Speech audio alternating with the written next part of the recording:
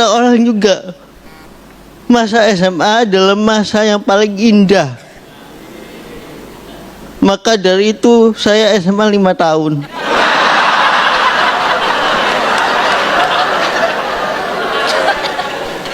Iya, saya dulu di SMA nakal banget. Sampai saya nggak naik kelas gara-gara nilai olahraga saya kosong. Ya, saya kurang beruntung aja ya ketemu guru olahraga yang kurang memperdulikan kondisi saya. Ya, gurunya agak sentimen sama saya. Masa minggu pertama saya disuruh praktik lompat harimau.